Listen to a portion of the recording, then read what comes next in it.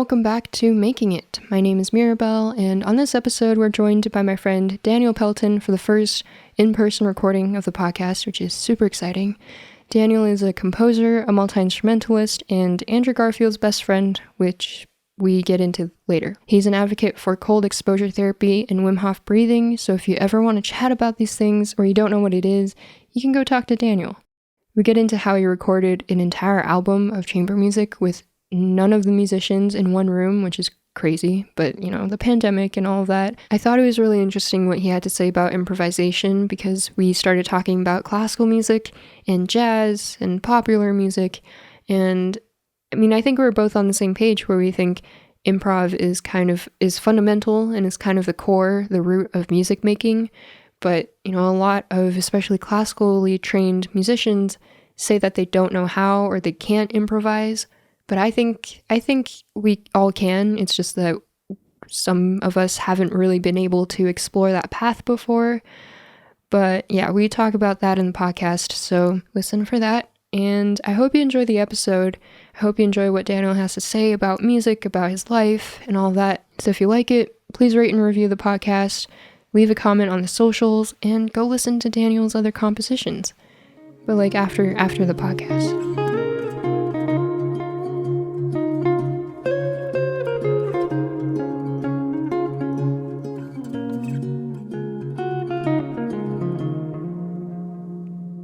Hello. Hello, Mirabelle. How's it going? Good. Thanks for coming on my podcast. You're welcome. Yeah, our fans have a lot of questions. Mm-hmm. Yeah. Your patrons. Yeah, my patrons. Yeah. Yeah. Yeah. Yeah. Yeah. And yeah. Who are my patrons? Is that what you're gonna ask? Sure. Yeah, a lot of people. Gandhi. Oh. Yeah. Yeah. Wow. Yeah. Neil Armstrong. Wow. Yeah. So Daniel, who are you? I'm Daniel. Wow. Yeah. Nice to meet you, Daniel. Yeah, you too. No, we can say I'm a saxophonist and composer from the Calgary area. I've done a lot of cool things in the last few years since You're famous. I'm famous. Yeah, you're famous. I started and still lead the Calgary Horn Band Long Time No Time. So that's a lot of fun. I was the inaugural composer in residence with the Calgary Public Library, which is a position I created by emailing the Calgary Public Library and saying they should have a composer in residence. Yeah. Yeah. I lead the Daniel Pelton Collective, which is coincidentally my name. Wow. Yeah. When it's a rotating collective of musicians who play solo and chamber works that I write in kind of the new Western classical music genre when I'm not doing fun music with my horn band. Yeah. Yeah. It's a lot of stuff. It's a decent amount of stuff. How do you keep up with everything? Well, I have a music degree. That's how you keep up with everything? Well, I don't really have a job. So I don't have a lot of other stuff going on to distract me. Nice. Yeah. Yeah. Yeah. That's cool. I'd like to have a job, but yeah, somebody give Daniel a job. Yeah. so that he's not here on this podcast talking to me. Well, you're paying me for this. Yep. How'd you get started with music? That's a great question, actually. My mom is a pretty decent flautist. Really? Yeah. Wow. Yeah. So she was kind of my introduction to wanting to play music, because she did flute. She also did recorder. She was one of the few people who showed me that recorder is an actual real instrument. Nice. And not just like the elementary school hot cross buns bane of our lives. But she showed me that the recorder was really cool, and she had a flute lying around, and she had a guitar lying around. So all my instrument stuff kind of came from my mom. And the first saxophone that I ever played was actually a saxophone she played for high school band, I think. So cool. Yeah. I played saxophone in high school band for a bit. Nice. For 2 weeks. Yeah. Too much for you? Yeah. So your mom taught you or got you into music? Yeah, well, she got me into playing music, and then my dad, like we were talking about earlier, he's an audiophile, so I always grew up with my dad upgrading the stereo and upgrading his record collection, and always showing me you got to listen to this music on these, and so I was exposed to a lot of like performing music with my mom and a lot of like listening to music with my dad. It's a nice balance. Yeah. And so you put that all together and you got a guy who likes to listen to and play music. Wow. Yeah. Then you get a Daniel Pelton. There it is. There you go. What about composing? Yeah. So I guess I might be a little unique. Maybe that might sound pretentious. I don't know. But personally, and this doesn't, like, nobody else has to feel this way, obviously, but I never understood the point of like getting a music education if I wasn't going to be making my own music with it.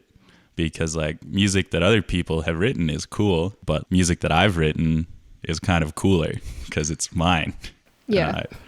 And so that was kind of always something that I was doing. Like as I was learning instruments, I was always like writing my own licks and like seeing what could be turned into songs and whatever. And, you know, nothing like genius level at first, but pretty quick it was genius level. Prodigy. Yeah.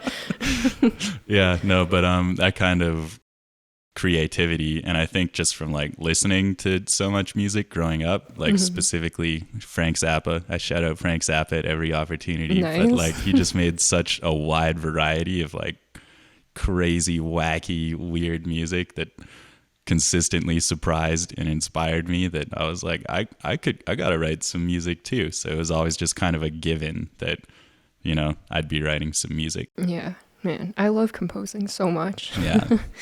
Yeah, we were talking earlier how you kind of just like went for it and made that like major university degree kind of cater to your own like compositions and all of that because you didn't really like playing the classical rep.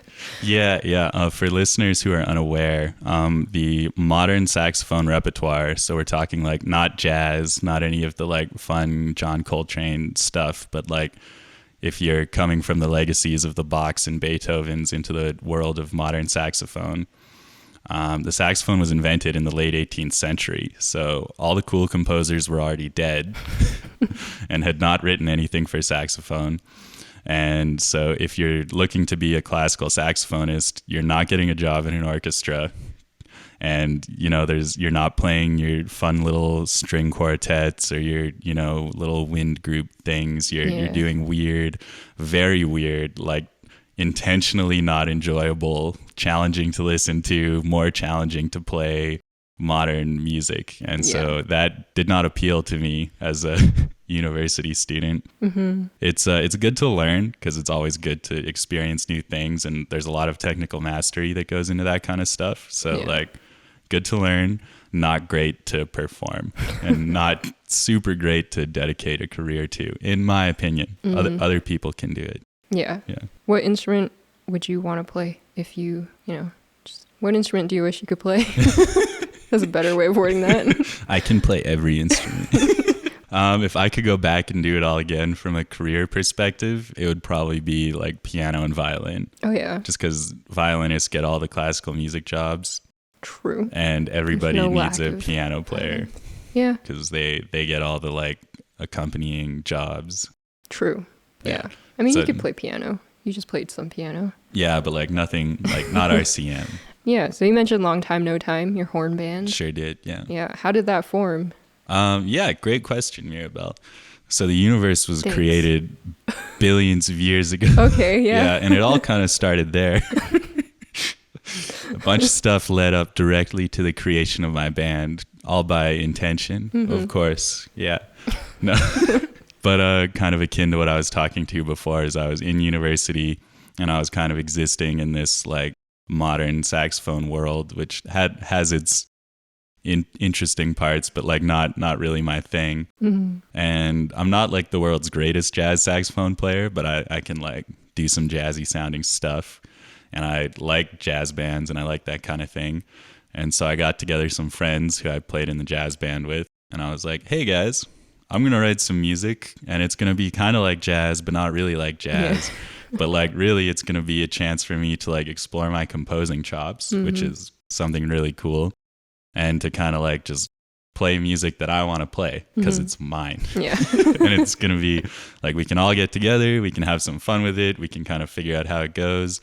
And that I learned some really valuable stuff there, aside from just like composing and everything, but like project management, leading people, leading a band, specifically like leading rehearsals. These are all skills that like I feel like people just kind of assume you will get, but it's like anything else. You have to put the time into it. You have to learn, and organizing performances. And then like once we got enough music together and we'd played some gigs, we were like, we should record things, and like going into recording studios and all this stuff. And so it was just kind of really great for me. And I think the people in my band, Andrew Leach, Thomas Dundas, Fletcher Dahlman, Jesse Schwartz. Nice. Shout out to the boys. All great people. Yeah. It was just good for us to kind of explore music for us, with us, kind of outside of academia. Yeah. And like I think the Calgary community responded very positively to it. We've had some great times. Yeah. Your shows are very fun. I've been to one. Oh yeah? Which one? A while ago. I don't even know. Where was it? Catching Mirabelle in a lie. She never came to a show. Because I've never been to that venue before. It was a bar, I think. Okay. Well, thank you for coming. It was fun. It was, you got a lot of people dancing, kind of like a mini mosh pit, but you know. Yeah, I love that. It's pretty wild. Yeah. Yeah. Which one of your songs would you say is your favorite? Ooh, good question. They're all kind of my favorite in their own way, and they're all kind of very indicative of like where I was at, like kind of musically. And what I like to do with my songs, and what I like to listen to in a lot of music, is like just take genres and smush them together, even if they shouldn't make sense. Because like we have a couple just weird songs. Like our big one that we open most shows with is called Not Exactly an Overture, which like is a musical thing because like overtures start operas, and so we usually use it to like start sets. But overtures don't have words, and this has words. And overtures normally introduce all the themes that are going to happen in an opera, and this does. So like nice, layers on layers, really smart music. Amazing, jokes. Genius. Yeah. Yeah. But it's kind of like death metal yelling with klezmer melody and then a Latin solo section. So I like doing stuff like that. We have Tom Bone, which I wrote for our bass trombonist Tom. He raps over it, so it's like a hip hop blues groove that ends with a 3-part like Baroque chorale. Yeah. It's wild. So just stuff like, just basically like if I'm listening to music, I'm probably writing music that sounds like that music, and so it all just comes out. Yeah. And they're like different eras of like Long Time No Time, because like we have our first album, which was kind of like guerrilla style, just me being like music recording studio, here it is, and then we kind of get a little more refined with the next album, and then our third album is the live album at the National Music Center with the U of C Jazz Band, and then our fourth album is kind of the like sad boys COVID like more introspective, like more intricate songwriting, kind of better production, but like sad. Yeah. Right up my alley. Yeah. Have you listened to all our albums, Mirabelle? No. Subpar podcast host. You mentioned the National Music Center recording, live recording. Yeah. How did that come about? I at the end of my time at university, I approached Dr. Brown, who leads the saxophone studio at the U of C, as well as directing the jazz band. And he's been like a wonderful, supportive kind of musical father figure. Like for my whole time at university, he's always been like, yeah, Daniel, do your things, get your projects, I'll help, let's go. And he's like, yeah, he's a phenomenal jazz saxophonist and like modern weird classical. So he's got the instrument on lock. He's a monster. Yeah. It's insane. He also plays flute. Yeah. And amazing. like, he's got that slidey head. Yeah. Super fun. Yeah. But at the end of my degree, I like we went out for lunch because we're bros. And I said, hey, Dr. Brown, I've got like my own horn band thing with like a lot of jazz band people, and like maybe I arrange some of our songs and I like write some stuff for the jazz band, and we do kind of like a joint show thing, and I could come in and like rehearse the ensemble, all this stuff.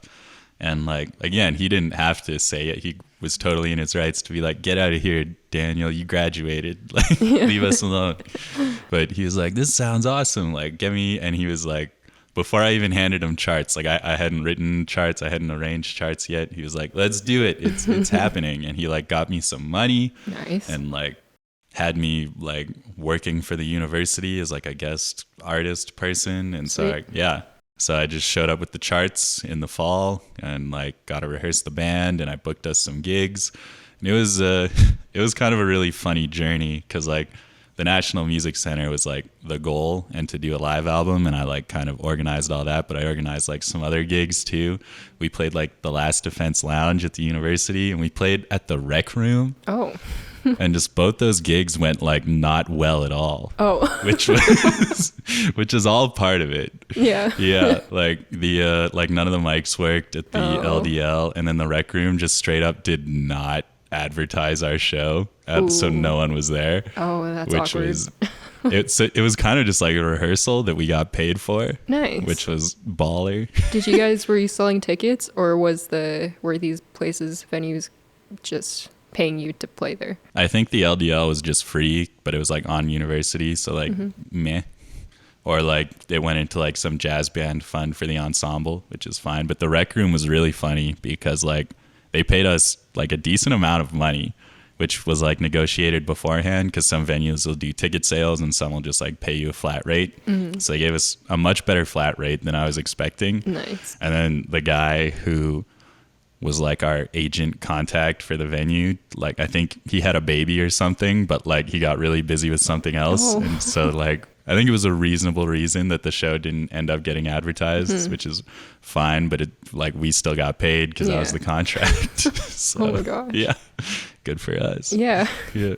Love getting paid when things don't really work out. Yeah. And then we got to the National Music Center, and that, because like by the time we got there, we'd already like messed up in all the ways we could think of. So we were kind of prepared for. Nice. Yeah. You know, when mistakes happen or when things don't turn out the way it should, you know, there's a reason for things, I think. Yeah. Yeah. That's jazz, baby. Yeah.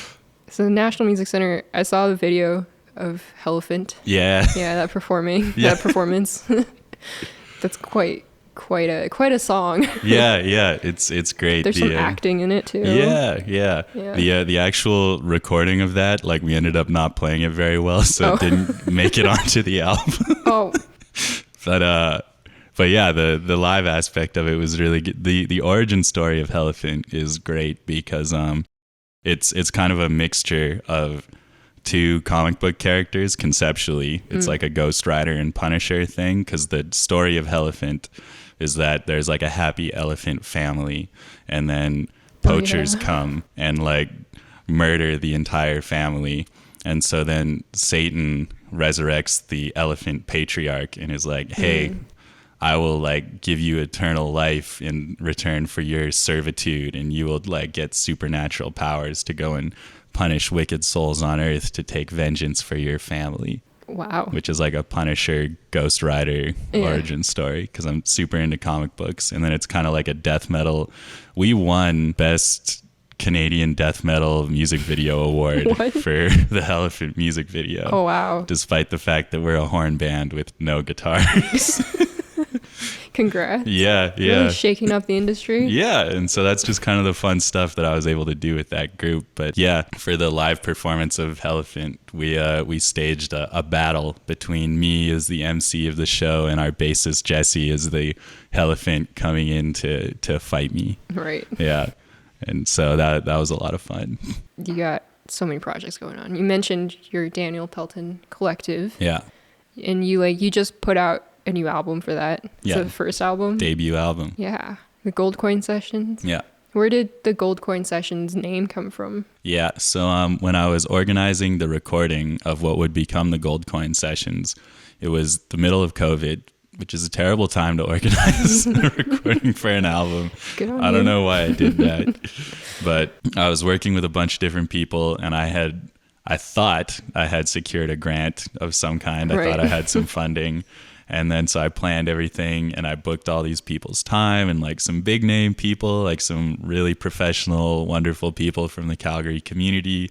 And like I booked studio time. And so I had all this stuff set up. And then it turned out that I did not have the funding that I was told I had, which is kind of awkward when you're on the hook for all these thousands of dollars. Yeah. Yeah. Paying people and making music. And so turns out I had a gold coin that a now deceased aunt had given me as a teenager. And so I called my dad, who knows a lot more about money than I do because he's not a musician. And I said, hey, Dad, how much is this gold worth? And he said, oh, it's worth like this much. And I said, okay, cool. I'm going to sell it. I'm going to make this album. Oh, my gosh. Yeah.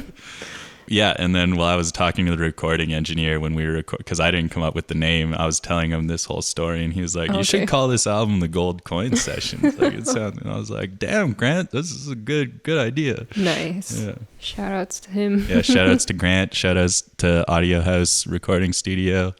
Yeah. Get your stuff done over there. I think there was a Patreon question that was related to the recording of the Gold Coin Sessions. Yeah. So Connor asks about the chamber ensemble tracks recording sessions, more specifically when you're only able to have one person in the recording booth at a time. Can you talk about how you coordinated and edited all of that? Because it seems nearly impossible. How did you do it? Yeah. What's up, Connor? Thanks for the question. So this whole thing was crazy goofy to coordinate, and like we did all kinds of things, especially with like the string quartet. Like some Zoom rehearsal stuff happened, which like doesn't really work, but like we just tried some stuff out. Donovan Seidel, who recorded the second violin part, was actually super helpful because he does his own recordings and like is an experienced composer in his own right, and he put together a scratch track for us with the 2 violin tracks and some MIDI, I think, that other people could use to practice to. And it had like all of the retardandos and its shells and everything programmed in. Oh, cool. And so we actually just used that for a click track. Nice. So that's good. Handy. Yeah. Yeah. So that was good. And then really it was just about trusting the artists and their intuition. And we'd go from the bass up. So we brought Andrea Case in, did her cello track, brought Megan in. You're friends with Megan. Shout outs to the violas. Yeah.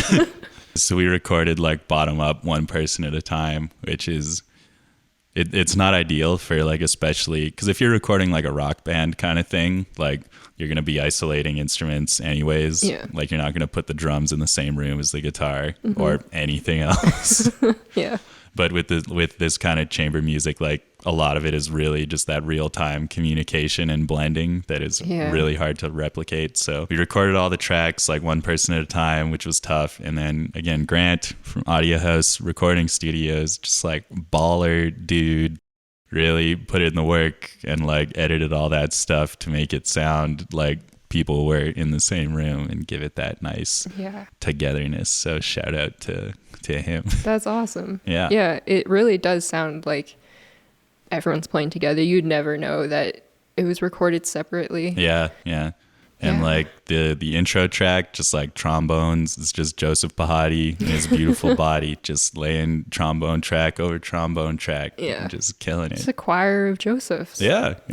Amazing. And then the last track, the female choir track there, Swells, that was an interesting one to record because it's just 3 women, Louisa Adria on like lead soprano, and then Jenna Caspel and Charity Adlington from Meadow Drive doing the rest of it. But there are 6 to 8 vocal lines happening at a time in there, and so they just went through and like each of them recorded every vocal line to get that kind of like big sound. And then again, Grant just having to go in and edit like 18 vocal tracks. Do you think that writing for your writing process for Long Time No Time and your I guess the Gold Coin Sessions, do you find that your writing process is similar or different? I'd say mostly similar, which is just kind of like, hey, I think this would sound cool. I'll write it down. But what I really liked about what happened with the gold coin sessions is because like everybody knew all my long time no time work, and like especially the people in long time no time. And I did a little bit of a listening party with like some close friends when it was done before I released it, and I like sat everyone down and put them, and they were like, this is so like especially Daniel to listen to. And I was like, that's good. That's great. Yeah. I would say the big difference is that like in long time no time, there's a lot of like improv, a lot of solo sections and stuff, and that can really like lengthen a song. So you can write like a 30-second head and then be like, and then we'll solo for 4 minutes and it'll be great. Nice. And so there was a lot more structure in these ones because there had to be, especially the way we recorded it. Like you can't put a 4-minute improv section when you're recording like one instrument at a time. It won't work. Yeah. And then I just kind of stretched myself a little bit, like instrumentation, especially because I'd never written for like choir before. I'd never written for marimba before. I'd never really written for strings before, right? So all of this was kind of new. And so it was really nice is in the rehearsing and recording process, like Just Bahati on trombone, Nia Devetsis on marimba, and all the singers, because I'd like give them some music and they'd be like, okay, like what about this? Like, or this won't work. So like try this, and just kind of like figuring all this. You learn a lot from that. Yeah. That's cool. And sometimes it goes the other way where they're like, Daniel, this is impossible. I can't play this. And I'm like, well, just try it and like see. And then you have to play it. Yeah. And then sometimes they figure it out. And so like we all grow. Yeah. Nice. I remember taking orchestration in undergrad. It's hard. Were you in Alan Bell's orchestration class? Yeah. Okay, nice. Yeah. I was in that class too, I think. Yeah, sorry.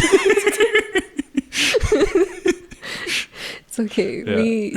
We haven't seen each other in a really long time. That's true. We've never really hung out. Yeah. As a saxophonist and a jazz player, you really know how to improvise, right?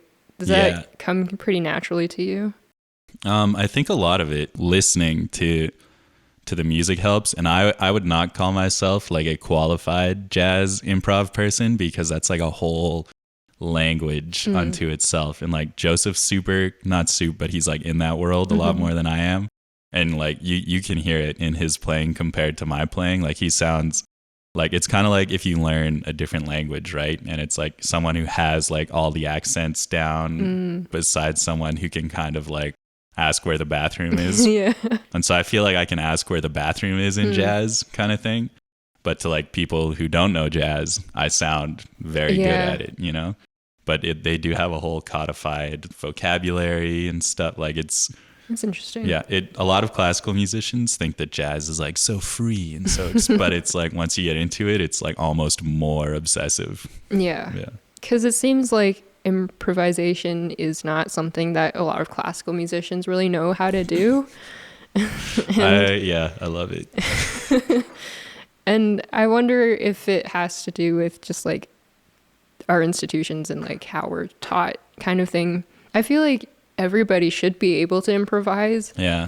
I have a lot of fun with it, and I feel like, I mean, I can't improvise jazz, but like I can improvise whatever this genre of like whatever my music is. Yeah. Like it's pretty fun to improvise, and I find it to be kind of easy.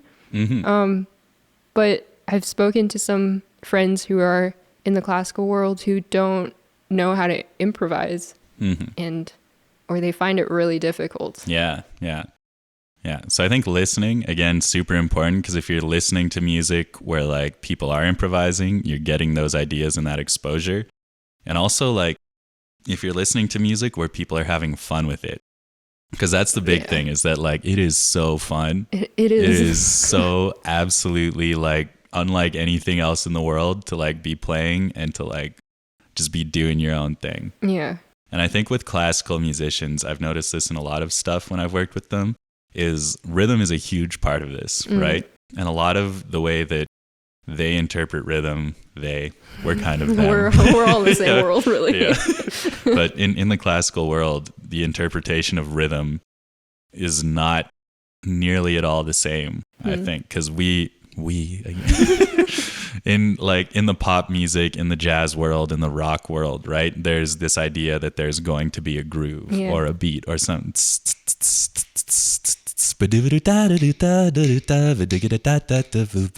kind of thing, right? Mm-hmm. You don't get that in especially modern classical music. Mm-hmm. And I feel like because jazz happened like early 20th century, and that just kind of like blew everyone's minds out of the water. Yeah. And then the response in the classical music world was that kind of like weird, written as if improvised, or like just kind of really bizarre, like, oh yeah, we can improv too, but it's just not fun or good. Kind of, you know? Like jazz is born out of more of like a middle class popular kind of culture, and like Western classical music came from like, you know, the noble people, and it's high art, right? Mm-hmm. So I guess that kind of makes a bit of a difference. Yeah. But like the thing that is like, because when you get someone, like there are people you and I went to school with who are just like unbelievably good at their instrument, like mind-blowingly fantastic. But if you take away their music and you say like anything in E flat is good, so just like play an E flat scale and like let's have some fun, and they can't do it. And even like you can improv on one note, right? You get a beat, you can just go right?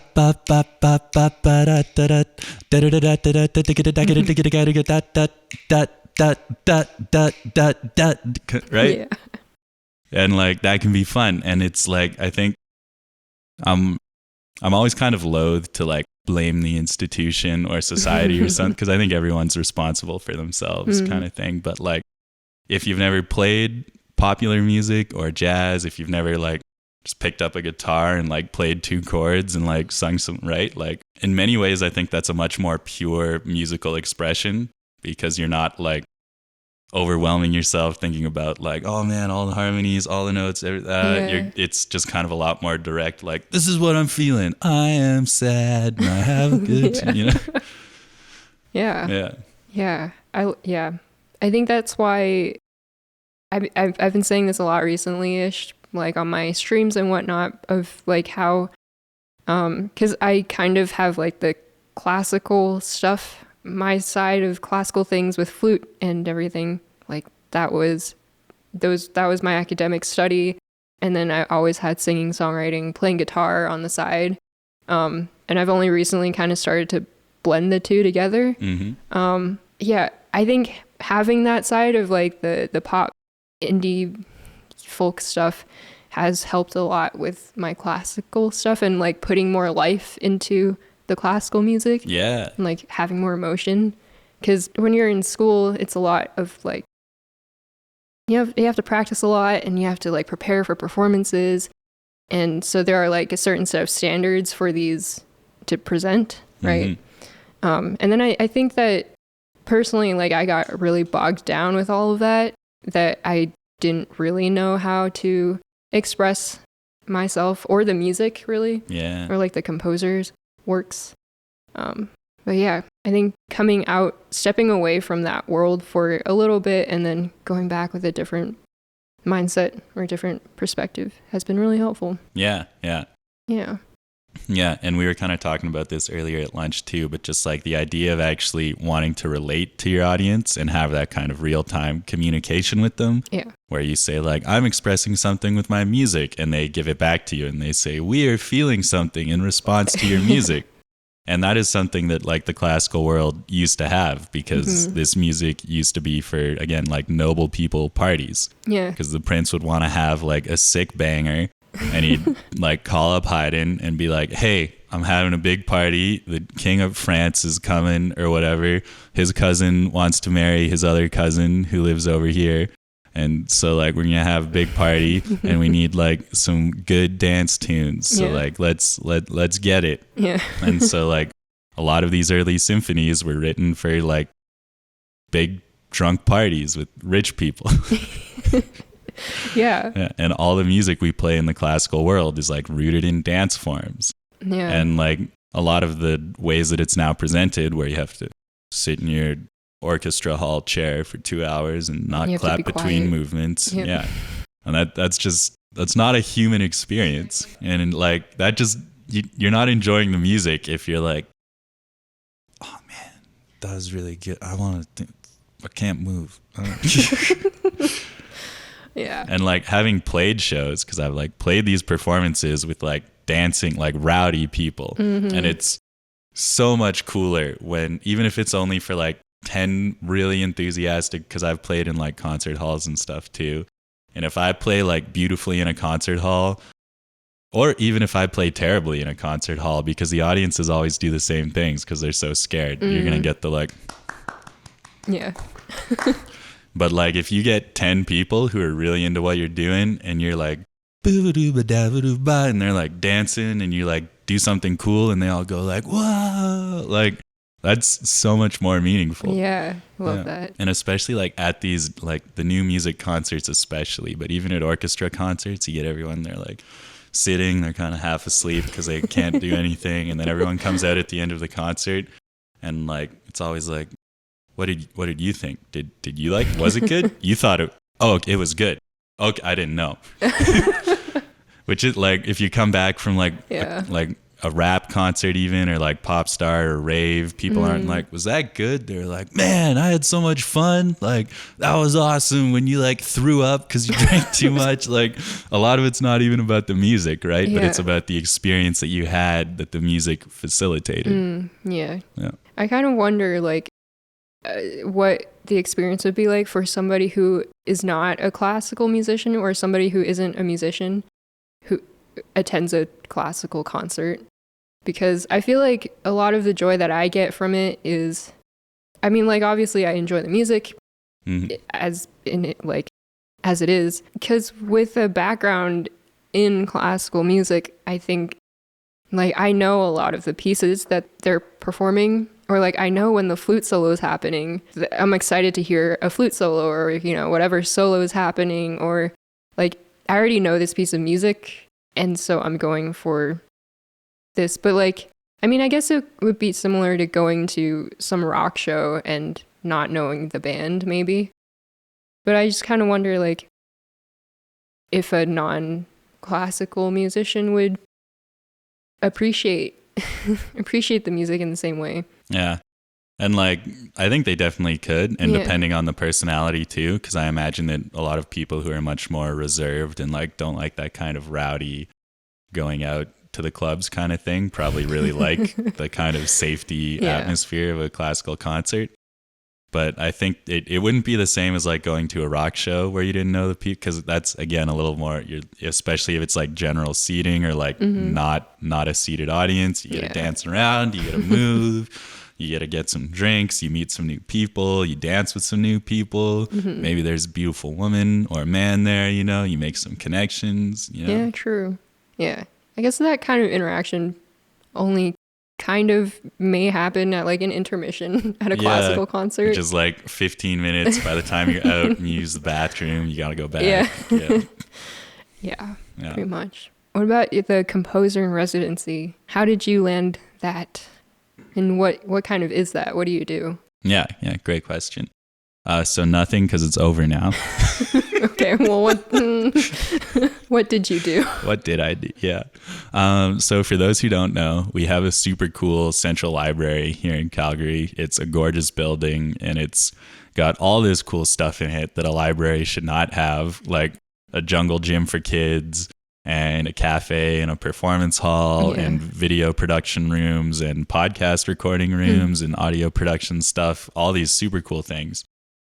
And so they built the library, and then they had like an author in residence, which I thought was pretty cool. And then they started expanding that with like historian in residence and like indigenous elder in residence and all these kind of interesting things. And I thought, hey, well, they have a performance hall, they have some recording stuff, like there's no music element to this yet. So I sent the library an email and was like, what's up, library? It's your boy, Danny P. Check this out. And I said, you know, you have all these residencies, but there's nothing for like the musical community in Calgary. And I put together a little proposal of like, you should have a composer in residence, and it could be like a cool place for people to access music in Calgary, but like outside the pomp and circumstance of the like orchestral world that we've been kind of, pooping on. We love the orchestral world. Sorry. But just kind of like a more accessible thing for like all Calgarians to be able to go to. And then I kind of gave some ideas for like things that could happen in terms of like concerts and like musical events, and sent it in. Never heard anything back, so I figured like whatever, you try some things, and things sometimes don't work out when you're an independent artist, which is fine. Just means that everyone hates you. Oh no. Yeah. And then COVID happened, so I like totally forgot about it. And then middle of COVID, like fall 2020, the library hit me up and was like, hey, this is good. Let's do it now, which was kind of like not an ideal time for it, but like props to the library for even like wanting to do it. So, and they were great. They were nothing but supportive, and it was tough because I wanted to host some in-person talks and in-person musical things with prominent musical artists in Calgary. I did one with our prof, Alan Gordon Bell. Great guy, my other musical father figure. You're cheating on your father figures. Daniel's got daddies. I'm just going to clip that. Yeah. Post that. And I did something with Rachel Hardy, who we also went to school with, and who is the, Calgary's famous music person. She's so cool. Yeah, she's doing all the right stuff, she's getting everything she deserves, and we're just a little bit jealous, but very, very just happy. Yeah, she's earned it for sure. Yeah. And then I did there was an Indigenous musician on staff at the library, and so I did an event with him about like what is the Indigenous music culture like, and like how is it different, and how is it similar to like what I might know from Western stuff. And so all of that was supposed to happen in person, but it all happened in Zoom. Yeah. Which, again, it happened, and that's cool. So we're grateful for that. And then I put together a chamber orchestra and wrote an hour of original music for chamber orchestra, and then the concert just kept getting canceled and pushed back because of COVID everything, and so it still hasn't happened. I'm not sure if it'll ever happen. Oh man. Yeah, but again, the library was super supportive, and they tried to make a space for a thing, and it was cool, and I think I managed to do as much as I could with it, with what I was given. Yeah. Do you think you'll do it again? Like, will you reapply for it?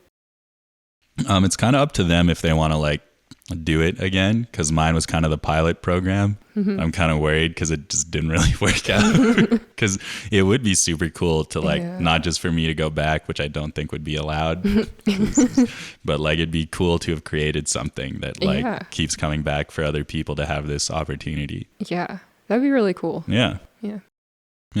Did you ever think of like taking the chamber orchestra works and just kind of reorchestrating them for the Daniel Pelton Collective kind of stuff? Yeah, well, I'll still call it Daniel Pelton Collective whenever it happens. Yeah, because great name. Great. Yeah. Amazing. Yeah. Props to whoever came up with that name. Yeah. Thanks, Mom and Dad.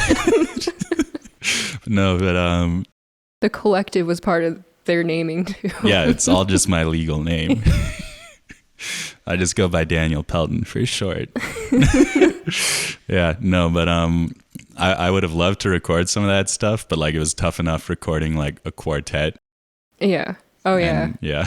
I mean, now that everything's a little bit more open, yeah, it's possible to record everyone together at the same time. Yeah, for sure.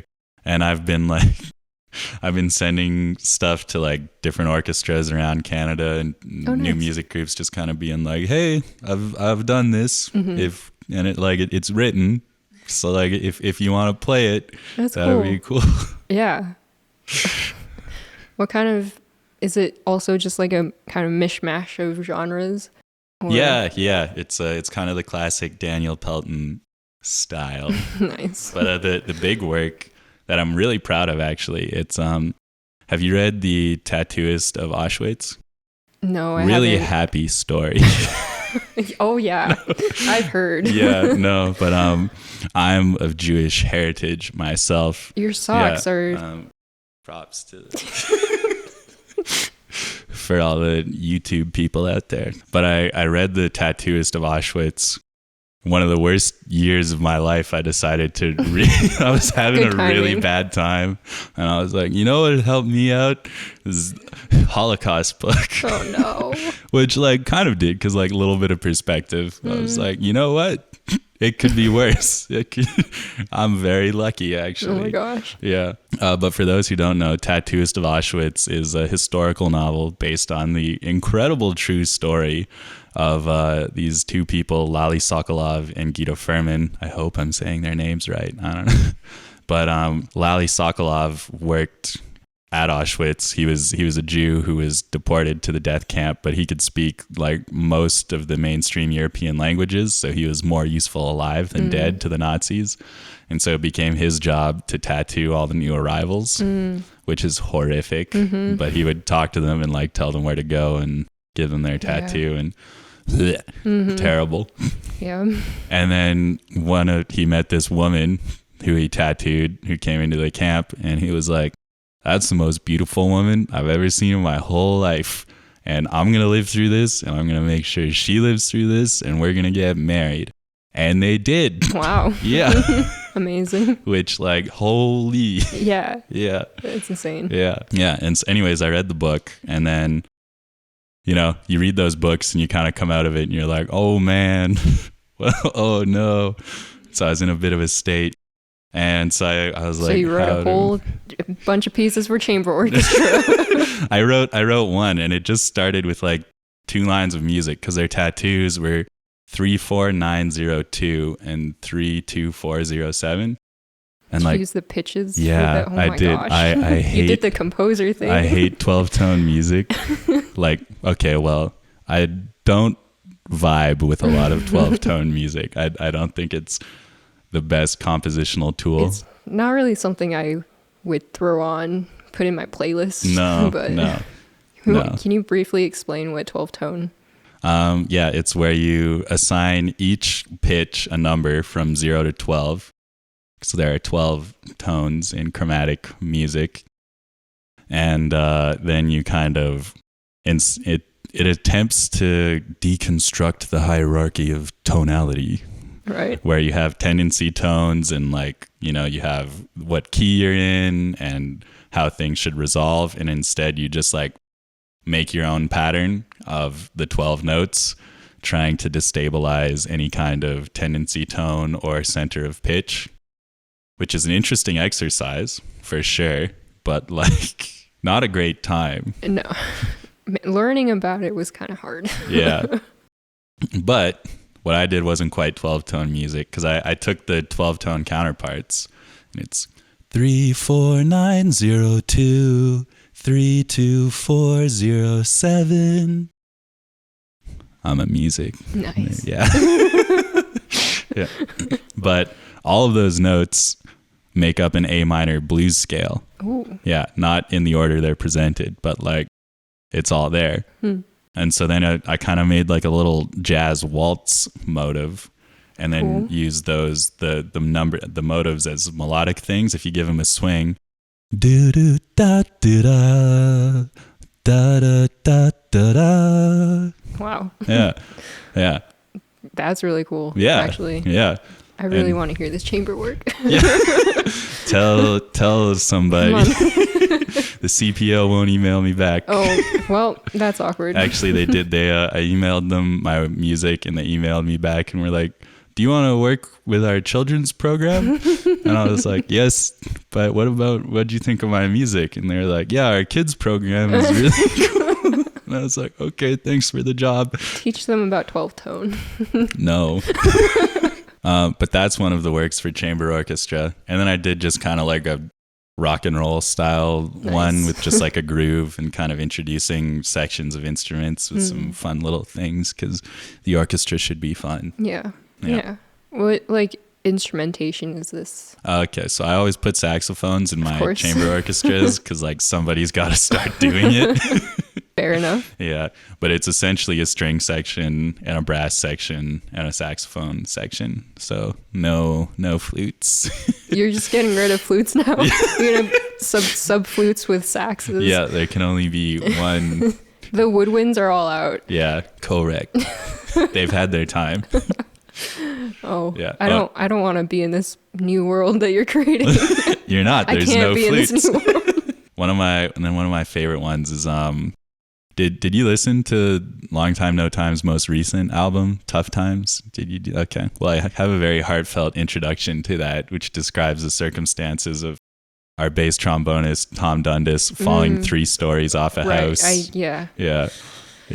That's scary. Yeah, he's fine now. Yeah. And like that worked out so unreasonably well for him that like don't even feel bad. I promise. Really? Okay. He just chilled. Like everyone took care of him because he like both his wrists were broken and along with lots of other things. But like yeah, he just chilled.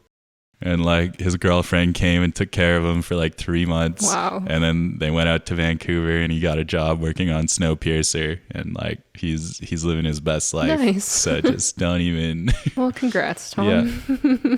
But when he fell, we like had a kind of Zoom gathering in solidarity with Tom because we couldn't go see him because it wasn't allowed.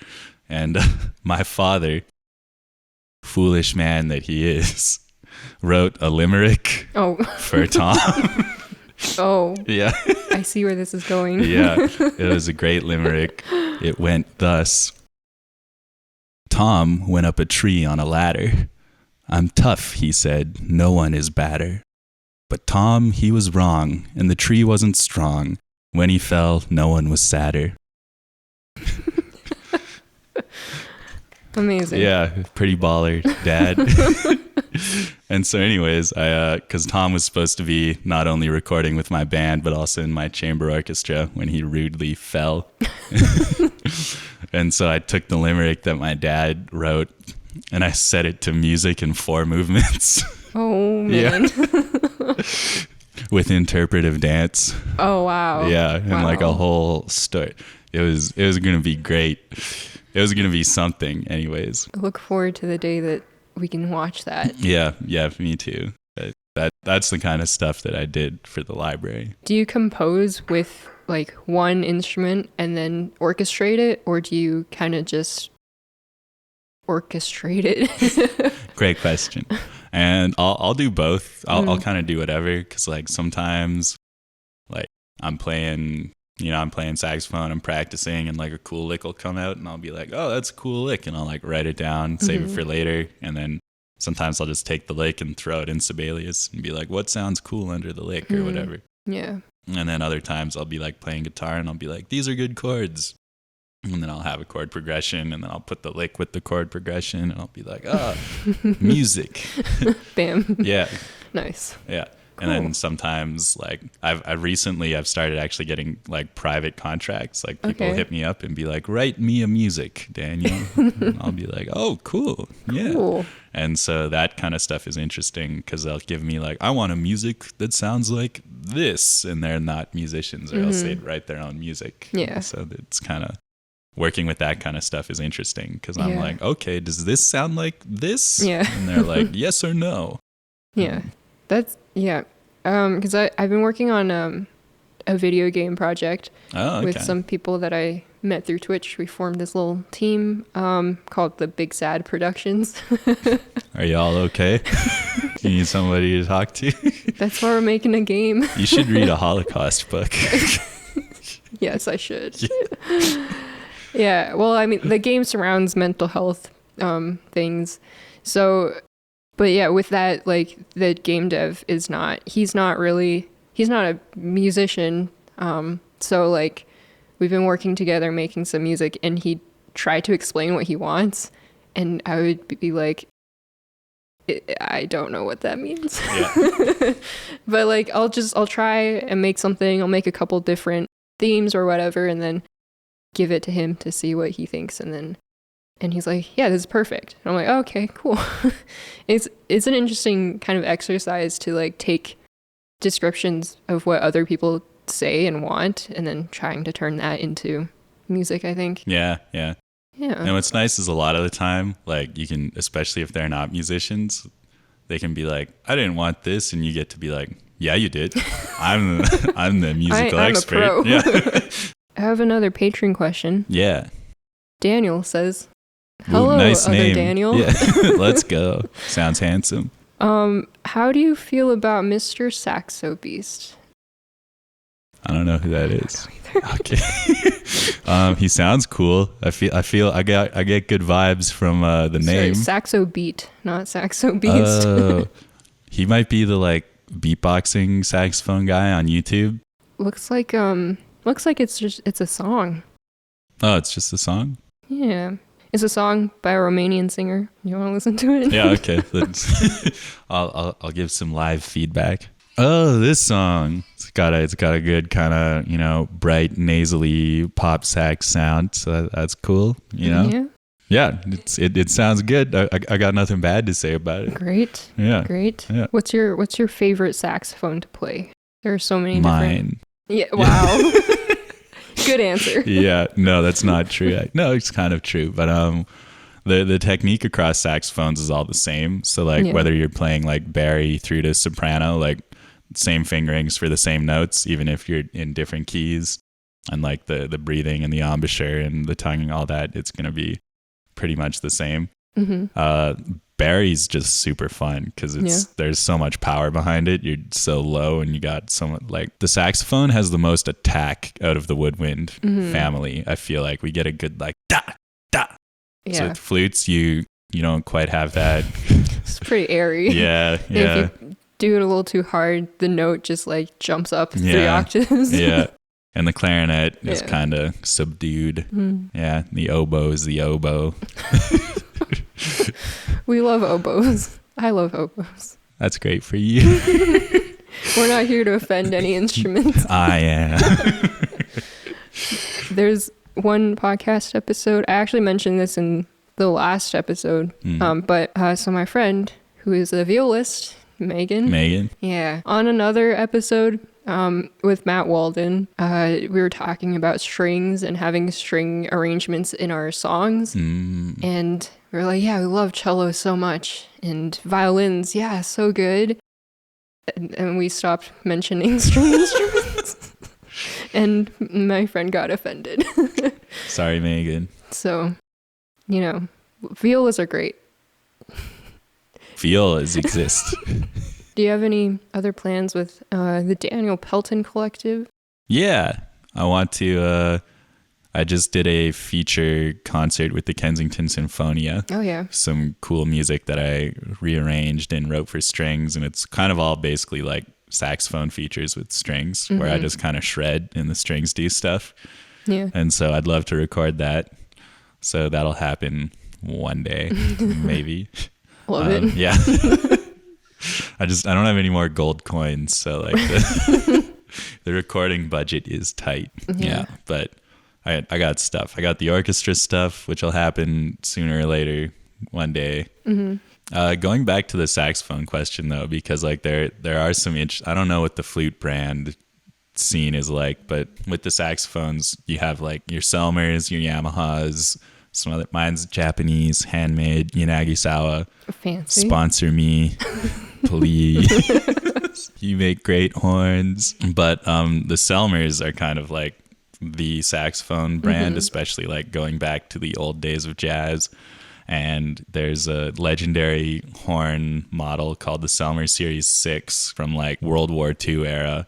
Oh, wow. Yeah. And like a certain serial number grouping within that Selmer Series 6 or the Mark 6, maybe it's called. My bad saxophonist. But like the legends go, because they're legends, that these horns were made out of like melted shells from like World War II battlefields. And so like these horns, I've played one. I found one when I thought I needed a new saxophone, but then it turned out I didn't. But I was shopping around and I found this collector and he gave me this like really old like prime Mark 6 Selmer. And like the intonation is crazy. The tone is phenomenal. And it's like everyone says like, they have the soul of despair and stuff from the World War II battlefields, and like I think it's true, because like something else came out of me when I was playing this horn. It was crazy. That's magical. Yeah. Wow. Yeah, so I think we should have more wars to get more prime despair metal for saxophones. Yeah. Wow, that's really cool though. Yeah. Do you have a favorite flute? Mine's pretty good. Yeah. Okay. What kind of flute do you have? It's a Miramatsu. It's Japanese. Oh, nice. Yeah, Let's also, go. yeah. I'm thinking about comic books, and I think like in the X-Men, they have something called a Miramatsu blade, which is like forged with souls. Wolverine uses it to like go fight the Yakuza or something. Wow. Yeah. I'm going to Google it real quick, because if I'm wrong, like some comic book nerd on the internet is going to find out, and he's going to come for me, and he's going to be like, this absolute idiot. Muramasa blade. Oh. That's it's not even close. Well, they're kind of close. Starts with an M, but sorry. What are your favorite comics?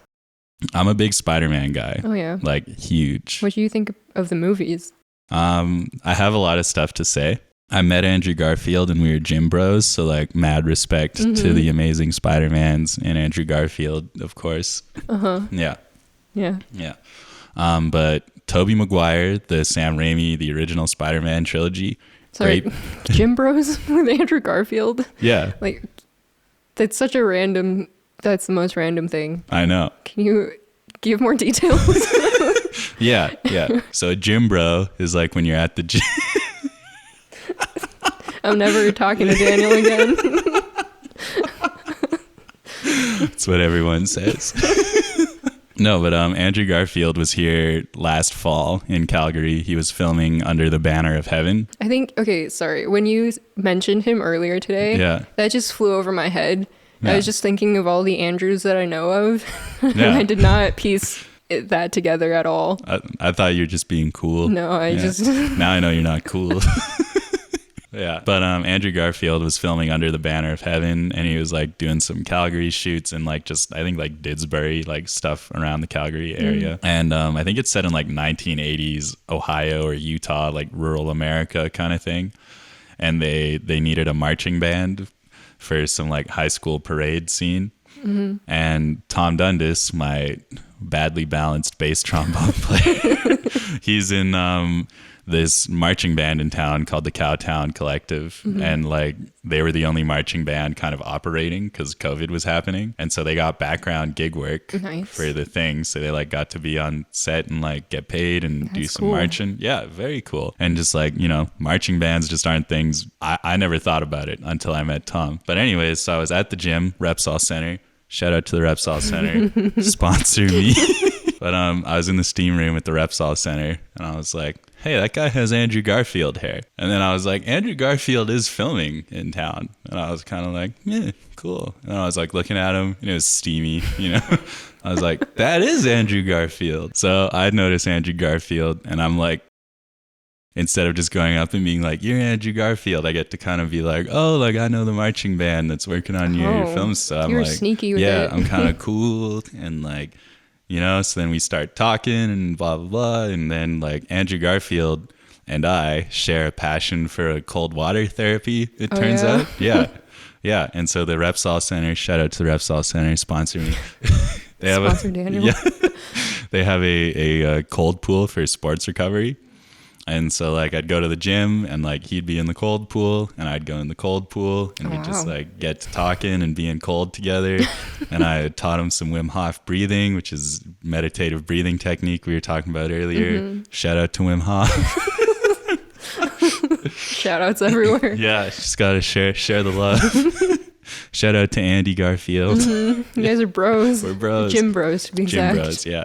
But, you know, we'd just start hanging out, and then I invited him to a Long Time, No Time show, and then he said he might come if he wasn't busy, and then he didn't come, which is because he's busy or he's just being polite. But the next time I saw him, he was like, sorry I couldn't make your show, man. Like which is like, he remembered who I was, which is pretty cool. Nice. Yeah, and then like, Tick Tick Boom had just come out, so I got to talk to him about music. I was like, do you sing normally? Like, are you a piano player? And he was like, I had to learn for the movie, and like Lin-Manuel Miranda like helped me with all this stuff. And I got to be like, what's it like working with Lin-Manuel Miranda?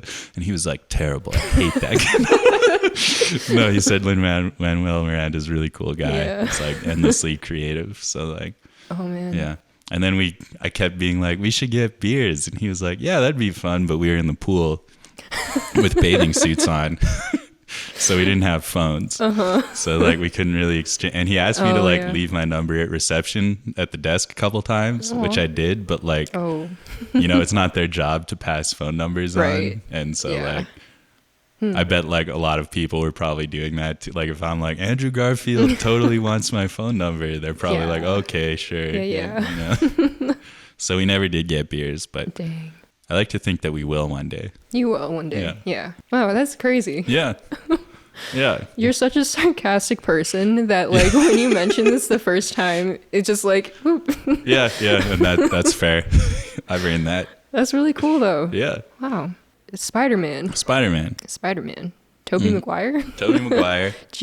Are you gym bros with Tobey Maguire too? No. We go to the same Pilates club. Yeah. Is there a word for that? Like Pilates bro? Yeah, Pilates bro. Okay. Yeah. Tom Holland and I take cooking classes together. Okay. It's all. Nice. Yeah. Nice. Yeah. No, but Tobey Maguire, those films. I love all the Spider-Man films. I should say that straight. Like they're all cool, and it's just great to see how the character evolves in the public eye as a fan. But I felt that Tobey Maguire, those films were the best Peter Parker and kind of a weaker Spider-Man, because Spider-Man typically in the comics talks a lot in the suit. He's kind of like more of a Deadpool type, like sense of humor, kind of always filling the silences, because the whole idea is that Peter Parker is not likable. I talk about this a lot, and I can talk about this for a really long time because I've read a lot of Spider-Man comics. But when Peter Parker, the character, debuted in the 60s, like he was very much that kind of sweater vest, pocket protector, like just begging to be bullied kind of nerd, like orphan, just no confidence, like smart, but just you wouldn't be caught dead with him, like no matter what. And that archetype kind of just doesn't exist in the modern world. Like it would feel very anachronistic to have that kind of character. But the whole point is kind of that like you have absolute loser nerd who then gets these powers, and like not so much a Jekyll and Hyde kind of transformation, but definitely like a night and day, like too shy to talk in class to like making quips at bank robbers kind of character. And so the Sam Raimi Spider-Man trilogy kind of didn't take advantage of that as much as it could, but I thought Tobey Maguire did a great job kind of cultivating that loser nerd. That's a compliment, you know? You're a great nerd. Yeah. And then the Amazing Spider-Man films really built out the Spider-Man side of the character a lot more. But like Andrew Garfield's just kind of too cool to like be that much of a nerdy loser. And again, I think like by the time 2010 had rolled around, like it would feel weird to have that in a film, that kind of character. And so then Tom Holland's Spider-Man it's just kind of doing its own thing. And I think it's maybe the most balanced presentation of the character so far. But again, like in the kind of Marvel Cinematic Universe of these like sexy, cute, buff dudes playing all that, like, that Peter Parker is not supposed to be that. We were talking a little bit about film scoring earlier. Yeah. Like that was something that you were into before, but not so much now. Yeah. Just like from my own personal creative side of things, I really enjoyed films with memorable, like singable themes. The classic John Williams scores for Indiana Jones and Star Wars, and then Howard Shore just knocking it out of the park with Lord of the Rings. Like, oh my God. Aside from like all of the remakes of Indiana Jones and Star Wars and everything, all the Harry Potter stuff, like films don't really have memorable themes anymore. It's changed a lot to kind of like background, like emotionally comping. Just gonna keep punching this mic. And that kind of stuff's still like very interesting and intriguing, but like I kind of want to write music that people will remember and kind of bop to. But if someone wants to offer me scoring jobs, like I'll do it. Yeah. I feel like, I don't know. I'm still super into film scoring and would love to get more into that world. Yeah. But I guess I can understand that the melodic themes are not so prevalent now. Something that was memorable recently that I was not expecting, and like the new Batman movie. I haven't seen it yet. It's great, but the score, like the opening like 10 minutes is just like Michael Giacchino, I think, is the composer for the film. And he just like builds this motive, and it's just like ba ba ba ba ba ba, about, like almost a Liszt funeral march kind of thing, but it's just so dark, and it just builds, and like I wasn't ready for, because like the movie was good enough on its own, but like from the get-go I was like, this score is like, that's why I'm here. And I was just like, Oh, that's awesome. yeah. Well, I can't wait to watch. Yeah. Dune is like the last most memorable thing that I remember watching. Yeah. And that score with Hans Zimmer, I think, is more sound design than music, And like melodies. I think that's kind of the way film scoring is going too, where it's not just like, oh, write some melodies or chords to like fill the scene. It's kind of like, okay, now design the entire like soundscape of the film kind of thing. Yeah. Which requires just a lot of computer knowledge and expensive stuff. And, Yeah. you know, I'm too busy reading Holocaust books for that kind of stuff. And I also I really love the collaborative aspect of music, where you're like working with your buddies to like plan a show or like put a tune together. And like, I feel like sound design is kind of the opposite, where you're like very locked in. It's just you and your computer, and you're like, kind of, what does this sound like? Yeah. I mean, I do kind of everything by myself, right? So are you by yourself right now? Am I real? Yeah, no. You're who? Yeah, no. But like we were talking about like the studio sessions and the recording sessions, and I'm like, I would prefer to just do everything by myself, right? Yeah. Maybe you're better suited for it. Do you feel like it's nice to like what your sound is like, and it's pretty unique? Yeah. Have you had any moments where you felt that you should, fit a certain genre or like fit some other mold? Absolutely not. Yeah. And I think I'm just very lucky to like maybe be overconfident, which is a good tool in the musician toolkit. And like, again, shout out to Frank Zappa, because like all his stuff is just so off the rails and like, but just owns it and works so well that I never had any questions that I could like do something wacky and make it work. That's good. Yeah. Yeah. Everyone should listen to Frank Zappa's music. Everyone should check out his life. He's crazy cool. When Czechoslovakia had their democratic revolution and became the Czech Republic, one of the first things they did was call Frank Zappa and be like, hey, we've been getting arrested for playing your music because of communism, but like, want to come over and like be our like free arts representative? Whoa. Yeah. And then America got all dumb because Frank talks about sex in his songs, and they were like, you can either work with Frank Zappa or you can work with America. Which, wow. Like, how insecure do you have to be? Cool. Yeah. I think that's a good place to end. Okay. That was like a nice wrap up of Frank Zappa again. Yeah. I love him. Yeah. I don't think you mentioned that. Yeah, that's okay. Yeah. Who's your favorite artist? Frank Zappa. Oh. Yeah. Who? Sorry, I'm not sure I caught that. Frank. How do you spell that? Yeah, Frank. Okay. Zappa. Zappa. Okay, cool. Yeah, cool. Emphasis on the PP. All right. Well, all right. Thanks for coming on. Yeah, happy to be here. Thanks for having me, Mirabelle. Definitely link all of your music projects and everything. Cool. Have you watched Encanto? I have. Okay, cool. Just because like every time I think about your name now, I'm like, Mirabelle. It's pretty cool to have like a Disney main character with the same name. Yeah. It's really weird watching that. Yeah. Yeah. Cool. It was nice chatting. Yeah, for sure.